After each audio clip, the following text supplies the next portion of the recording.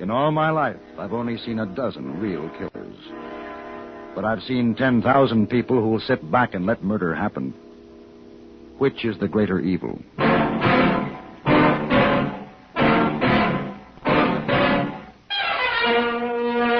Have Gun Will Travel.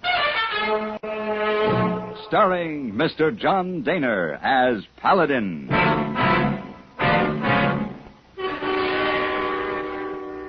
San Francisco, 1875. The Carleton Hotel, headquarters of the man called Paladin.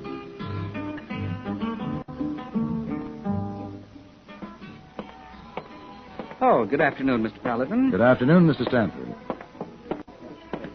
Pardon me. Yes. You dropped these by the desk. Oh, thank you very much. The glove that holds a lady's hand holds a world of prettiness. Really? Yes. My name is... I'm not interested in your name. I don't wish to know it. I don't wish to know you.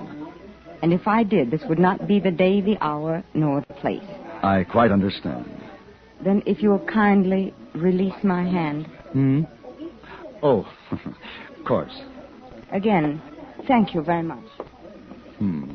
Oh, pretty lady, not too impressed with Mr. Paladin. We are all entitled to mistakes, hey boy. Oh, yes, but how often? Seldom, the time, the place, and the loved one all together. And husband make 3. Telegram come for you. Oh? Answer? Yes. Wire back. Have gun. Will travel.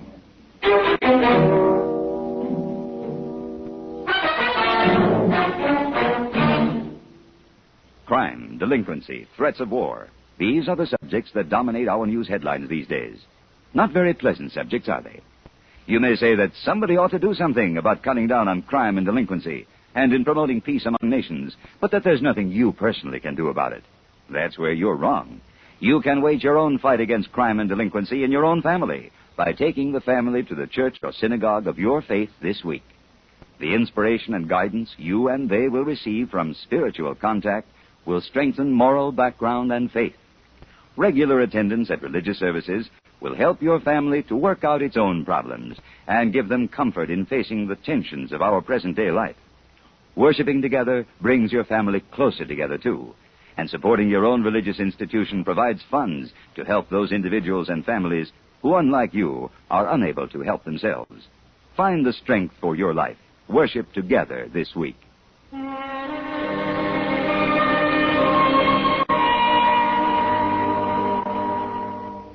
In a way, I was sorry to leave San Francisco just as Christmas was coming on. The shop windows, already frosted, were filled with all those wonderful surprises which seemed to appear only at the Christmas season. And there was an excitement in the eyes of passers-by, young and old alike. In the air, there was the smell of cookies and cakes and candies. It was a good time to be in San Francisco. And yet the telegram from Colorado Territory left me little choice. It was a long trip and a cold one. And as I got closer to my destination, I heard more about the man named Beecher, the man who had hired me. And I didn't like what I heard. Matt Beecher was a hard man, and he ran his cattle empire with an iron fist. It was the day before Christmas when I arrived at the Beecher Ranch. You got business here, cowboy? I was told I'd find Matthew Beecher here. You found him. I pay you $25 a month if I like your work. This is my foreman, Tater. He'll sign you on. Howdy. No, I didn't come here to hire on as a hand, Mr. Beecher. Oh, what did you come for, then? My name is Paladin. You may remember this. Have gun will travel. So? Well, you sent me a wire asking my help, something about your boy. As I understand it, he was carried off during the Sioux War 6 years ago. Well, you're too late, mister. I got him back. Just a few days ago, Mr. Paladin. Oh, well, I'm glad everything worked out. It has. Tater, ride him out to the stage trail. He's going to start back now. And Mr. Beecher, it's a long trip from San Francisco. I'll take travel expenses for my trouble. You'll get nothing. Put him off the ranch, Tater. Mr. Beecher? What? Does the boy speak any English? No, he don't. Why? You speak any Indian dialect? No. Well, don't you want to talk to your son? You speak the Pawnee dialect? Some. All right, Tater. Take him up to the main house. We'll talk about them expenses later. Yes, sir. Come on, Mr. Paladin. Maybe I better set you straight about something. What's that? Well, we ain't too sure the boy is Matt Beecher's son. Well, he seems sure enough. Yeah, well, Matt's sure of everything. He found the boy riding off from a small band of Pawnees 3-4 days ago. Matt just says, that's my boy, and takes him. Huh. What do you think, Tater? Well, he looks Indian to me. Of course, Robbie was only 2 when the Indians took him. That was when they killed Mrs. Beecher, too. And that nearly finished Matt off when they killed his wife. Tater, is that you? Yep. Mr. Paladin, this here's my wife, Maudie. Maudie? Mr. Paladin? How's the boy today, Maudie? Well, same as yesterday and the day before. Is he sick? Well, not hardly. It's just we got to keep an eye on him every minute or he'll squirt away. Boy! Hey, boy! There he is, Mr. Paladin. About as wild as any animal that I've ever seen. Poor little thing. Well, what do you think? Well, about 8 years old, I should think. Be about right. He could be white. If some of that grime were scraped off him, it's hard to say. Hard to scrape it off, too. Well, what's he say? I haven't talked to him yet, Mr. Beecher. Well, talk to him. I'm paying you. Konola Teshi. Shishoni Kiburi. Kiman. Shiwa. Kalate Shishona Kyo. Tekate. His name is Chiwa. His father is Kalate, chief of the Pawnees. You listen to me, boy. I'm your daddy. I'd sell my own soul. I'd give it away before I'd lose you again.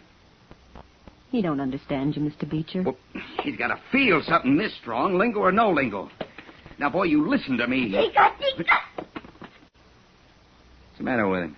He's afraid of you. Miss Beecher! Mr. Beecher! What do you want? It's Indians, Mr. Beecher. Indian. Pawnees. Well, what about him? Well, they're setting up camp. Where? They're over on the East Range. So they finally come for the boy. All right, Tater. Yes, sir. Turn the men out. Make sure they all have rifles. Yes, sir. Now, wait a minute. What? Before you start shooting, why don't you find out for sure if this really is your boy? I told you before, I know he's my boy. You want to believe that, but you aren't sure. All right, Paladin, say it out. What are you asking for? Time to talk with those Pawnees. Well, you go talk then, but I'll tell you one thing for sure. No matter what lies they give you, that boy's mine. And if they try to come after him, there'll be the bloodiest massacre you ever seen.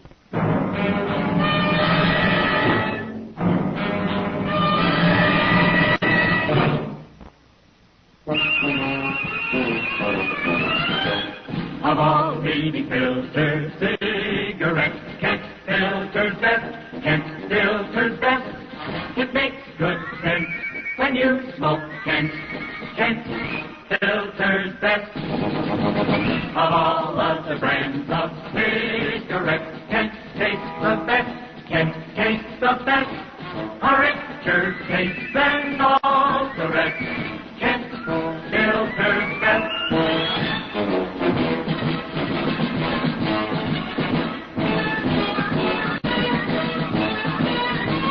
It makes good sense when you smoke Kent.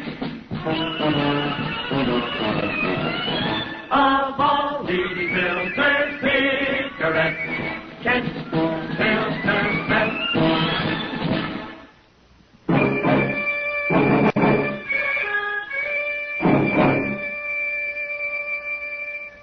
I rode out to the Pawnee camp knowing I had little time and less chance to stop a needless killing. There were squaws, braves, sitting, wandering. There were a hungry people and a lost people. At a tattered teepee, I found Kalete, chief of the Pawnees. Kalate was once man who greeted white man like brother.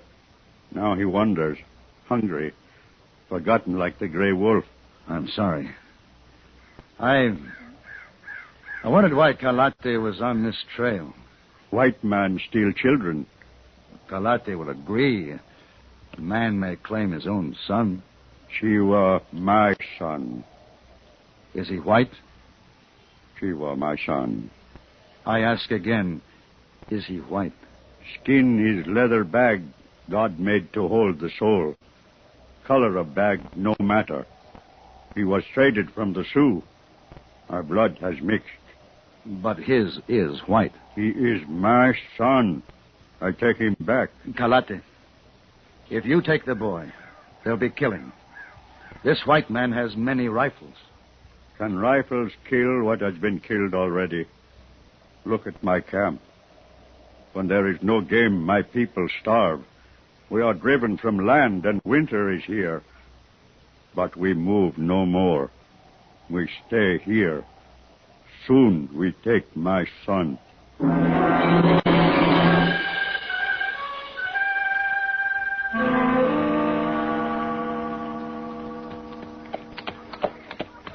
Hello, Marty.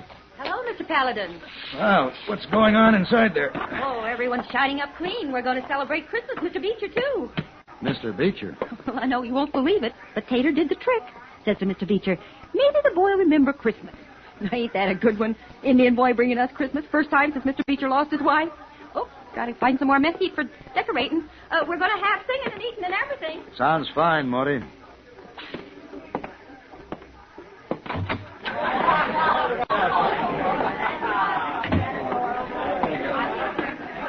Well, Paladin, you see the chief? I talked to him. What'd he say? He's your son. I told you he was. You tell them Indians to get their squaws and their tents off my property? No. Why not? You want them all killed? I want you to understand that Chief Kalate feels that the boy is his son, too, and he feels it very strongly. If you talk to him, I'd be glad to act as interpreter. The only way I'll talk to him and his flea-bitten braves is with rifle fire. Listen, Beecher. Chief Kalate is the only father the boy has ever known. You kill him. How are you going to explain that to the boy? You speak Pawnee. You can explain it. You're wrong, Mr. Beecher. Yeah? I couldn't explain that in any language.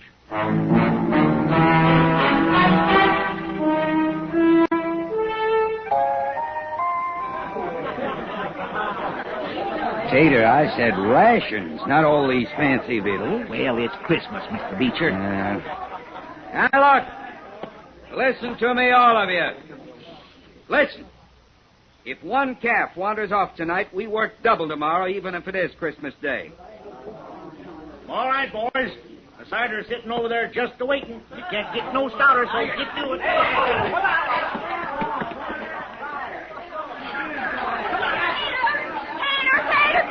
Marty, what is it? The boy's gone. Gone? They come and took him. Was it the Pawnees took him? Yes, sir. You knew about this, Paladin. I thought they'd try, but not so soon. Get your rifles. Now, just wait a minute. You're always reaching for a rifle. There's no need for rifles. No hurry. The Pawnees aren't going anywhere. They're tired of running. Preaching from a gunslinger. You just been aching to speak a piece. Well, speak it, Paladin. Talk don't mean nothing. Say anything you want. I'll still have the last say. Well, I'm far from being a preacher.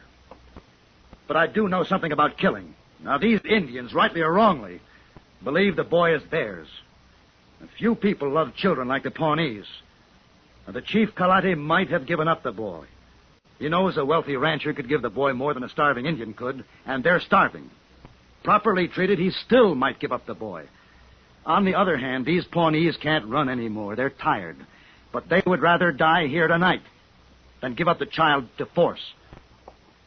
It won't be hard to massacre them. They have no guns. All you have to do is stay out of arrow range. And those you only wound, well, someone will have to press a muzzle against their heads and pull a trigger. Now, this is no Christmas message. I haven't even suggested that to a starving man, food may carry more weight than rifles. As Mr. Beecher can tell you, sentiments like peace, like goodwill, and love, and brotherhood, they're just words. Unless you already know what they mean. And if you don't, even if this were a chapel and I were a preacher, such words would do no good. Well, I ain't got much to say. We're going out to kill some Injuns. One Injun in particular. Anybody that wants can stay here and draw his time, if you think you can find another job. And those who ain't going with me, speak up. Right now.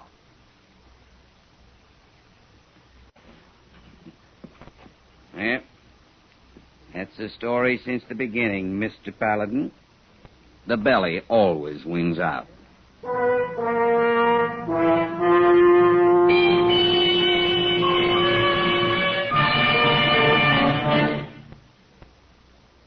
My dear Watson, with all due respect to Sherlock Holmes, let us establish one fact clearly. There is nothing elementary about the shrewd deductions Eric Severide makes as he analyzes world affairs on CBS Radio. As chief Washington correspondent for CBS News, Mr. Severide has open to him almost every possible source of information. Experience has sharpened his perspective and given him an extraordinary working knowledge of the forces that make history. It's taught him to view each new development in terms of cause and effect. Each Monday through Friday night, as you join Eric Severide on most of these same stations, you'll find his news analysis remarkably free of snap judgments and predetermined conclusions. You'll discover, too, that his carefully considered appraisals of the news not only contain real clues as to what is going on in the world, but also they make the news as exciting as any Arthur Conan Doyle story.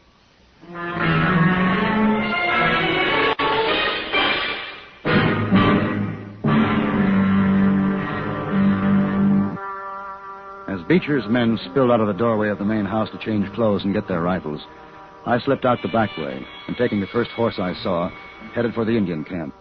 Somehow I had to keep Matt Beecher from starting a bloodbath he might not be able to stop.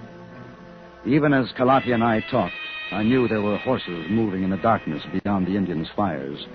Beecher's horses. You are a wise man, my son, but we stay. A man without a gun still might run. No place to run. I have forgotten how to kill, but not how to die. Well, what good does this do the boy? Could he take another father after this? We got the camp surrounded. You want to explain that to the chief, Paladin? He knows it. You going to stand with them instead of with your own people? I asked you a question. I heard you. Tater?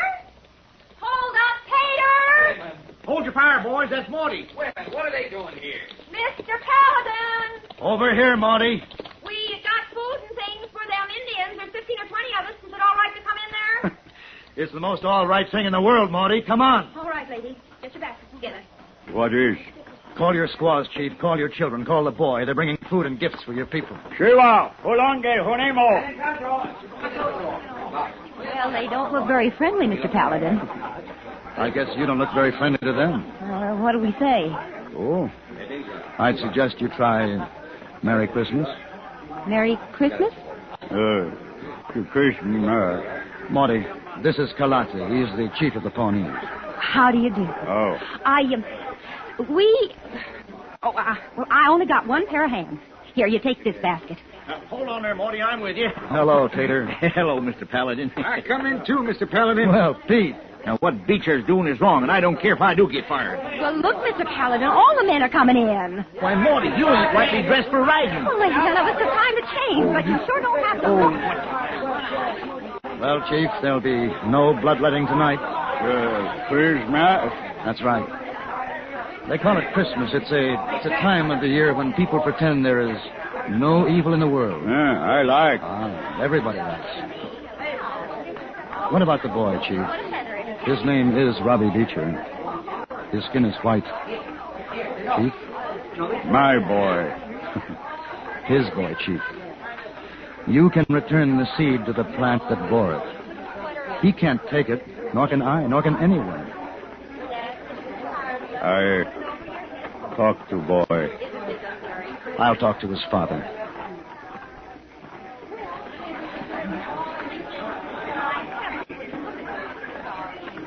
Hold it, Paladin. Right there. He'll give you the boy, Beecher. What? You can take him home tonight.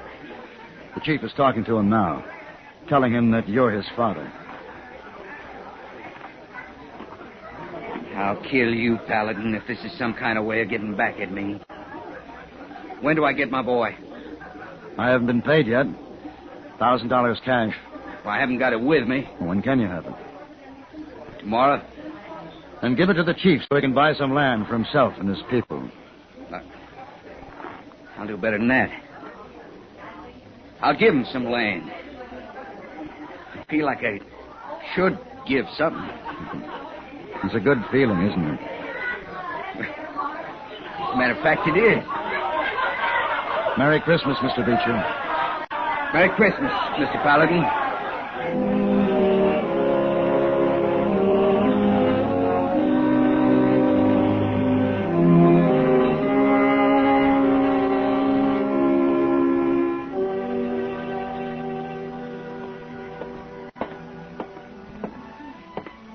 Oh, Mr. Paladin. Good afternoon, hey boy. When you come back? Last night, late.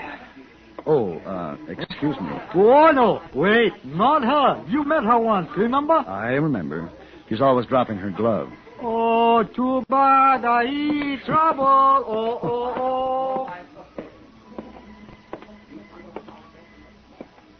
I beg your pardon. You dropped your glove. Oh, so I did. May I pick it up? You may. Thank you. Allow me to introduce myself. Well, please do. My name is Paladin. My name is Eugenie Meyer, Mr. Paladin. Oh. There's a princess named Eugenie. I'd rather hear about that glove that holds a lady's hand. Holds a world of prettiness? Yes. I like that beginning better. Is there more? Oh, there's a great deal more, I assure you. But one question. Why the change of heart? Well, it's more a change of mind. The change of heart can come later. But why? You were very confident in your rejection the last time we met. Well, you were very confident of yourself, Mr. Paladin. Christmas seems to have humbled you. And me. Then we're both very fortunate. Now we can meet. Yes.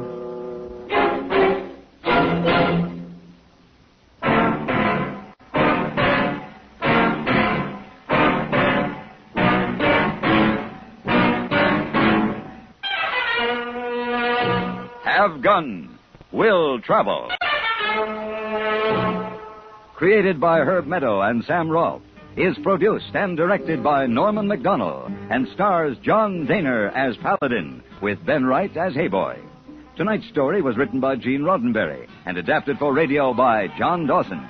Featured in the cast were Vic Perrin, Jess Kirkpatrick, Roy Woods, Richard Beals, Ann Morrison, and Virginia Christine. Hugh Douglas speaking. Join us again next week for Have Gun, Will Travel.